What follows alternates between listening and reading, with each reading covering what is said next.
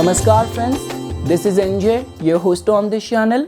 In this video, we will have our discussion on the concept of the Karakamsha Lagna. So now friends, ever since I uploaded this video on the upcoming transit of Jupiter to the Uttar Bhadrapada Nakshatra, which is going to take place on April 28th and which has got a lot of spiritual awakening, spiritually driven potential.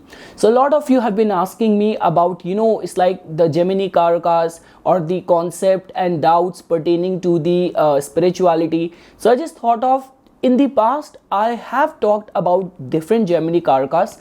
I'm confused whether in my English channel or Hindi channel, but I have talked about the different Karakas like Atma Karaka, Amatya Karaka, but I guess I haven't uploaded an exclusive video on this concept of Karakamsha, which can actually give you a lot of answers regarding your spiritual pursuits, regarding your spiritual journey.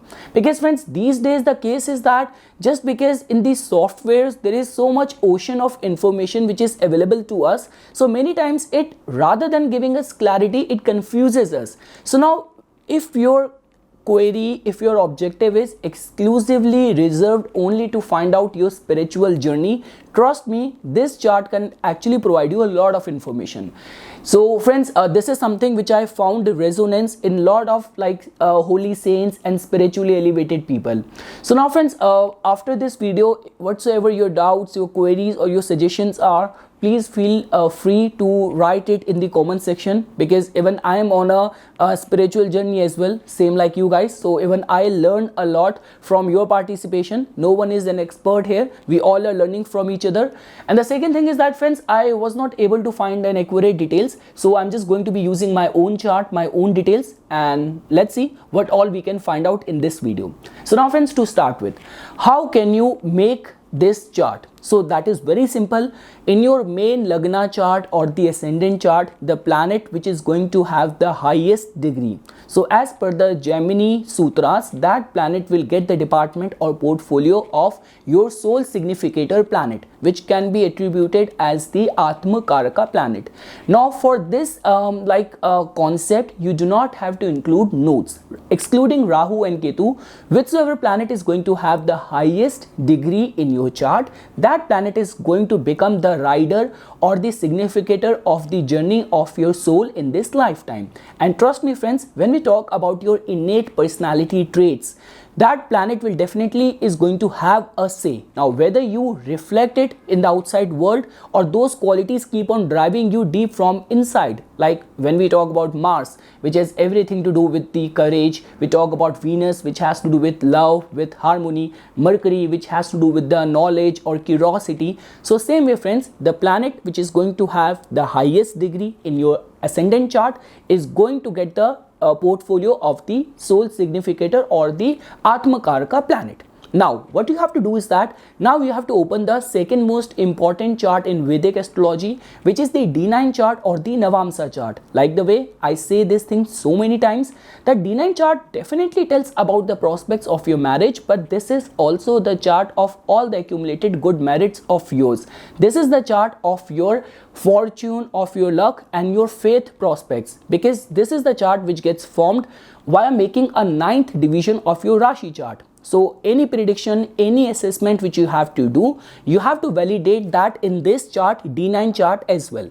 So now friends, what you have to do is that in your main ascendant chart, the planet which is the Atma Karaka, which has got the highest degree, you have to see its placement in the D9 chart. So let's say for example, because in this video I will be sharing my own details. So my soul significator or the Atma Karaka planet is the Sun. So I have to see the placement of Sun in which zodiac sign it is going to be placed in the D9 chart. So once I'm going to open my D9 chart, as you can see that I have got a Cancer rising in the D9 chart and Sun is placed in the third house in the Virgo sign. So now I got to know that in the D9 chart, my Atma Karaka planet is placed in the Virgo sign. That is the only information which I need. I got to know that my Atma Karaka in the D9 chart becoming the Karakamsha Lagan for me is the Virgo. So now I have to now come back to the main ascendant chart and I have to shuffle all the planetary alignments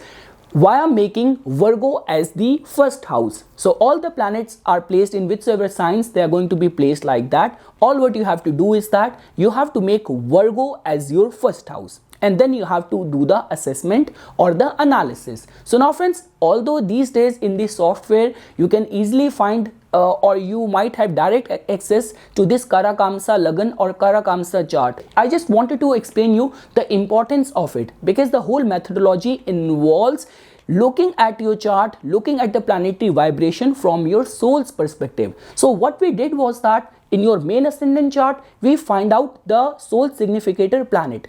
D9 chart, which purely tells about the journey of your spiritual life, which tells about the prospects of your luck and your fortune, divine grace. So we scanned or looked at specifically that aspect of your soul in the D9 chart, and we brought it back to the ascendant chart. Now friends, once you get this Karakamsha chart, now what can it tell you about? First of all, it is going to tell about the desire of your soul. That is the first point. Second, it's going to tell about the kind of karma which soul has to undertake in order to fulfill its material duties in this lifetime. So two objectives which Karakamsha chart fulfills is, first is your soul's desire, second is the kind of karma which soul has to fulfill in the material world. Now friends, like the way we say this thing, that ascendant chart tells your life from your own perspective. D9 chart tells your life from your matrimonial life's perspective, your dharma perspective, like in your life where your dharma or sticking to the righteousness is going to take you. Same here friends, now once you have access to the Karakamsha chart, it is going to tell you specifically about the journey or the craving from your soul's perspective. Now what can we find out from over here? Now friends, because when we talk from the perspective of the like our classical text, so in the classical text there has been connotation which has been attached to all the 12 signs. Like definitely in your Karakamsha Lagna there must be some sign which is going to be coming on the first house. This could be Taurus, this could be Gemini, this could be Capricorn, this could be Pisces. So as you can see in the screen, I have just written down the language and the mention which has been there in our classical text surrounding or attached to these specific signs being rising on the first house of your Karakamsha chart. So for example, if you're going to have Cancer as your first house sign in the Karakamsha chart, this might tell about the prominent effect of water in your life. Staying close to water, any sort of water activities might prove to be very fruitful for you. Let's say for example, if in your case you will find that Aquarius is the sign which is rising right over there in your Karakamsha chart in the first house. So that might also tells about your heightened inclination towards all the causes which are dedicated towards the water preservation. Or let's say for example, if in your first house in the Karakamsha chart you might find Aries as the first house sign, that might also tells about that some sort of a phobia pertaining to cats or rats. So that is something friends which has been mentioned in our classical text. Now we will start assessing all the houses of the Karakamsha chart with this objective that now you will get to know regarding the desires of your soul in this lifetime.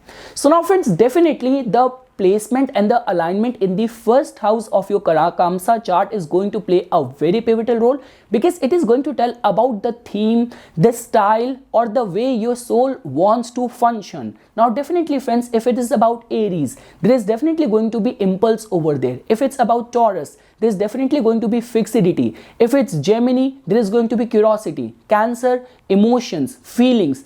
If it's Leo, there is going to be regality. If it's going to be Virgo, there might be perfection which your soul strive for. If it's Libra, it's might about harmony and relationship. If it's Scorpio, there might be intensity, secrecy. If it's Sagittarius, it's about righteousness, it's about philosophy. If it's Capricorn, it might hovers around accomplishments, power. If it's about Aquarius, humanitarianism. If it's about Pisces, it's about complete dissolution. So one thing is that friends, you have to see the sign which is rising in your Karakamsha charts first house, which all planets are present over there, and is it kind of making any alignment or combination with your important aspect from the Lagna chart or the D9 chart. So let's say for example, the Karakamsha sign of yours is kind of, you will find that in the main Lagna chart, your ascendant chart's first house ruler is conjunct or is placed in the Karakamsa Lagan, or for example in your D9 chart, the D9 chart's first house lord is conjunct or is being placed in the Karakamsa. So that is, or those are few assessment which you have to do by yourself. Also friends, when we talk about looking at the Karakamsa chart, the angular houses are going to give you strength and foundation, and trine houses are definitely going to tell about the natural skills or talents or the gifts or blessings which comes naturally to you without putting any efforts.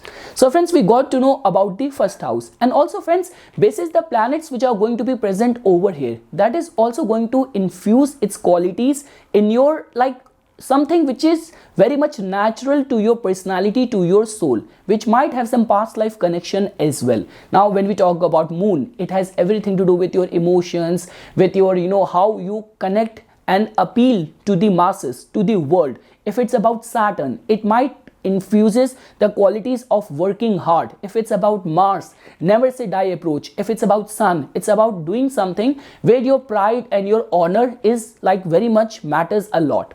So now friends, that was the matters of the first house of the Karakamsa Lagna. That in itself is going to tell you about the craving or the caricature of your soul. Now friends, the moment you are going to enter the second house. So now friends, second house plays a very important role because it's going to tell about the kind of virtues, the kind of values which you honor, which you respect, or which matters a lot to you. Now friends, just because when we talk about from the material world, like I have been looking at many books, and they have given a lot of mention to the wealth, to the money, but you have to understand this thing, on a soul level, your soul will not crave for money. Yes, there are certain aspect of, some curses, some blessings, some sort of, natural inclination, but when we talk about on a astral world, on a causal world, wealth and money is completely baseless. But if I were to say, like friends, the second house of your Karakamsa chart definitely plays a very important role in giving you this insight about what all are the things which your soul values a lot. Now coming to the third house. Now friends, third house plays a very pivotal role from the Karakamsa chart's perspective because it tells about the confidence, strength and courage of your soul. Like trust me, are you a kind of person who is going to have a very like a submissive, never say die approach, or deep inside you're always driven, always confident, always being in a competitive mode? So those are the things which we get to know from the third house, the fighting spirit of your soul. Now friends, the moment you're going to come to the fourth house. Now friends, over here it becomes very important again. Over here some people talk only about the material aspect, but the home or the abode of your soul is your body. It's not the physical house that I'm living in a bungalow or I'm living in a very big fancy house. Those are the things which you might get to know about while looking at the Lagna chart or the D9 chart or even the D4 chart. But when we talk about from the perspective of the fourth house of the Karakamsa chart, to the best of my knowledge, it is going to tell more about your expectations of feeling at home, at peace. That's one thing. It might also tells about your definition of the physical caricature, and it might also tells about what gives that sort of solace or peace or contentment or satisfaction to your soul.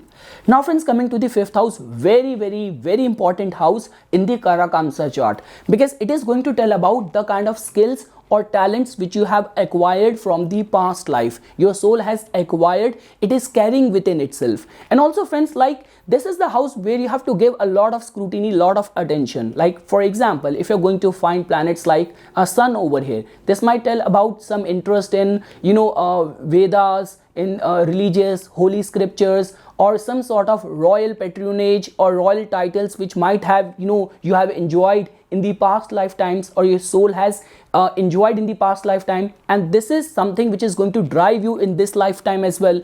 If it's about Venus, like we all know that when you talk about all the historical places, or like whether in the southern part of the India, where all the kind of art and the temples, the architecture is so beautiful, all the artisans have done such an excellent job. Or even when you go to the European side and you see all these churches, all these palaces, so that also tells about that in the past lifetime, were you engaged in something pertaining to or connected to that or not.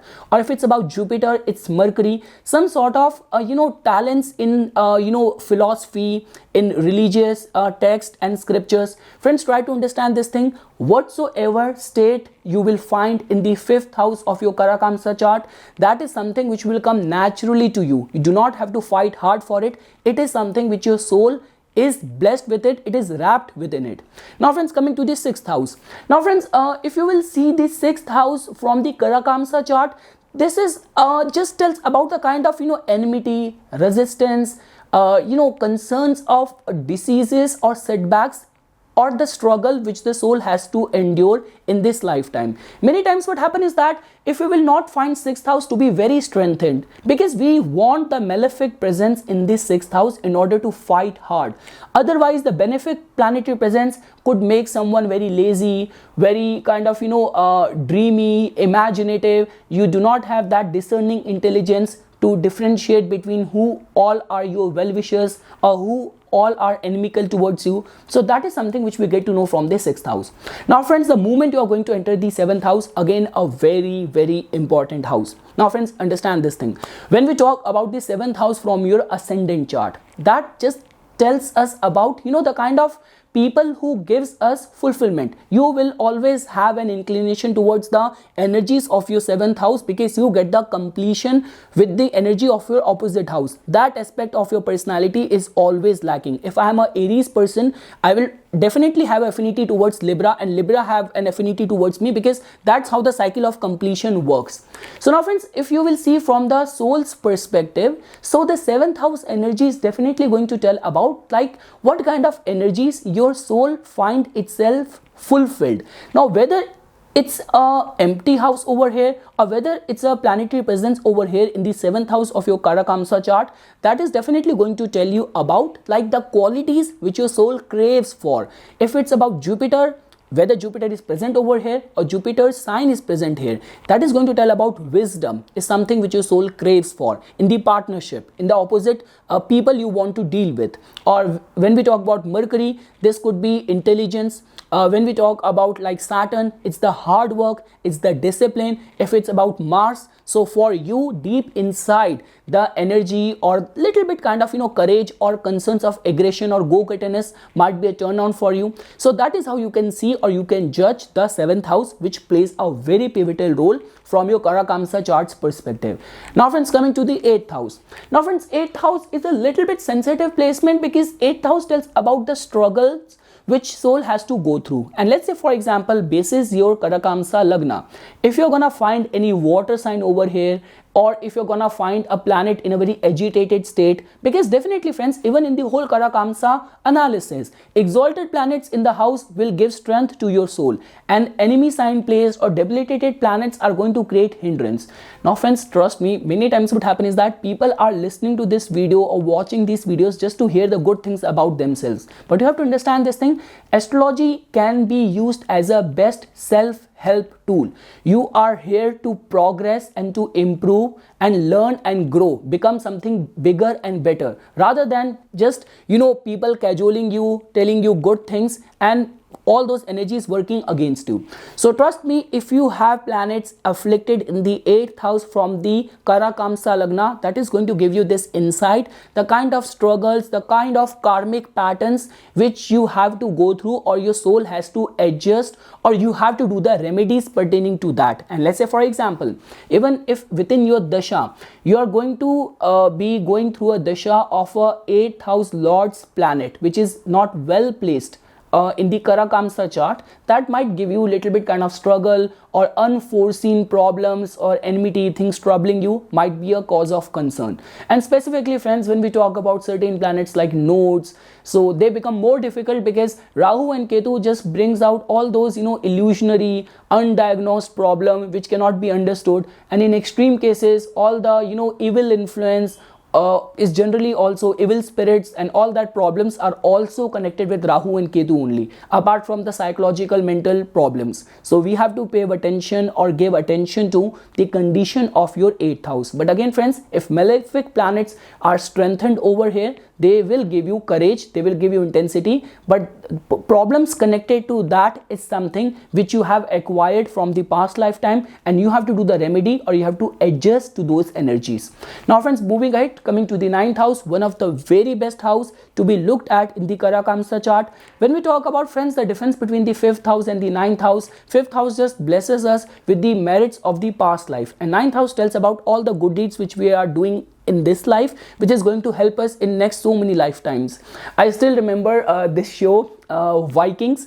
So in that Icelandic culture, they have shown this thing that the Viking, the guy who played, I forgot his name, the character name was Ragnar Lothbrok, I guess, yeah.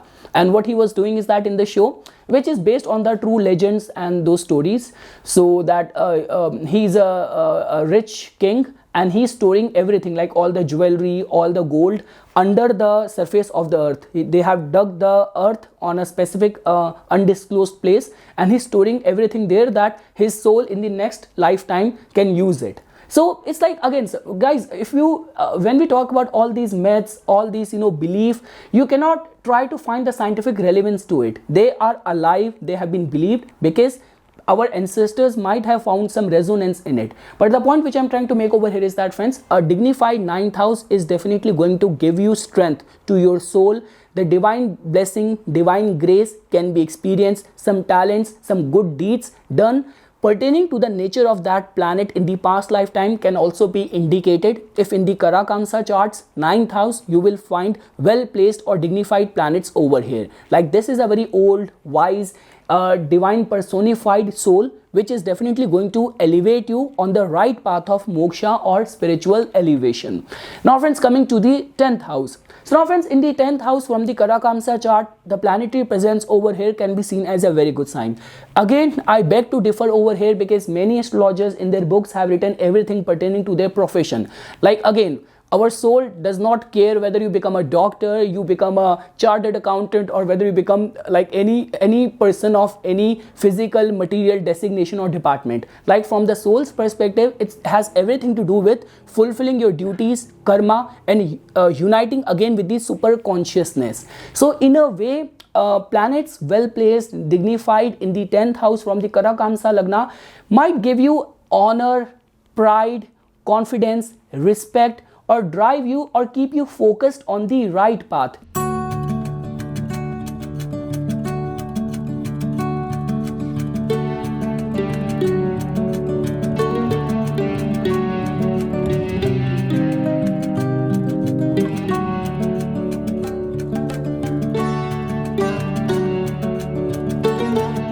Again friends, the best thing in this world to do is to fulfill your duties and do what you are meant to do for the reason for which your soul has taken birth. And the well dignified planets in the 10th house of the Karakamsha chart can be seen as a very good sign that it is going to keep you focused and firm on the path for which your soul has taken birth in this lifetime. And definitely we can also get to know about the dignified actions, submissive actions, or being very honored in the society, the kind of fame prospects because of the deeds which you will perform or your soul will drive you to perform. So from that perspective, 10th house in the Karakamsha chart plays a very pivotal role.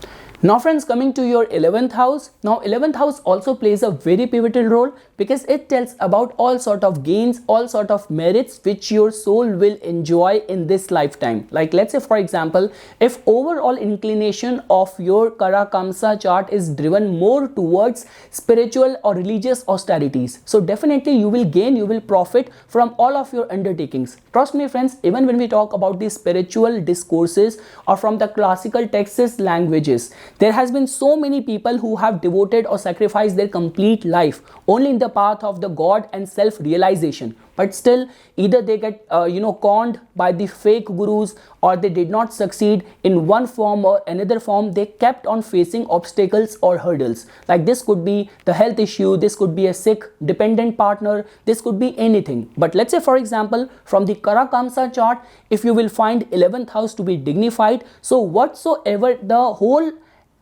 gist of your Karakamsha chart is indicating, a life devoted towards success in material plane or on a spiritual plane or whatsoever plane, you will succeed in that because of a well dignified 11th house in your Karakamsha chart. All sort of profits and gains which will be enjoyed by the soul in this lifetime, in its journey. And lastly friends, from the 12th house perspective, definitely 12th house plays a very pivotal role, because 12th house friends tells about that the prospects of self-realization and moksha in this lifetime which soul is going to experience.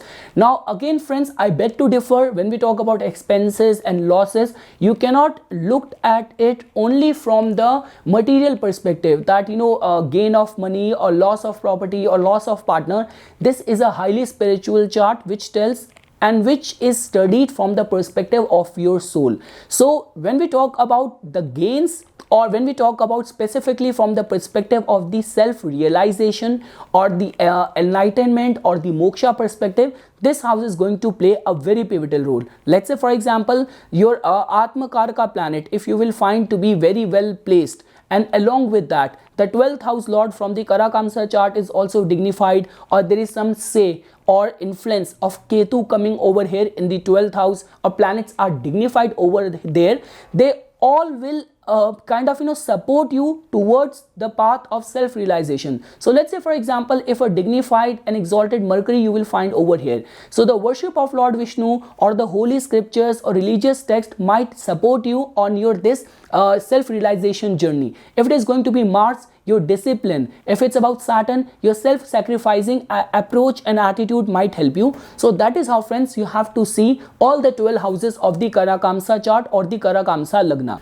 And friends, one very important thing which is connected with the 12th house of your Karakamsha chart is that apart from the 5th house or the 9th house, just because 12th house tells about the prospects of your liberation, of your self-realization. So the lord of this house, your Karakamsha chart's 12th house lord, whatsoever planet is, that planet and the connected god or deity with that planet can also be worshipped in order to accelerate your soul's journey, to accelerate the prospects of your liberation or enlightenment. Now let's say for example friends, now there has been different belief over there. Like when we talk about worshipping a planet, so the people who are Vaishnavism followers, they are going to pick the god connected with the incarnation of the Lord Vishnu. All those people who are Gemini followers or Vedic followers, or all those people who are Shaktism followers, who only have their utmost and sincere faith only in the worship of the feminine divine goddess. So that all depends on you. But yes friends, definitely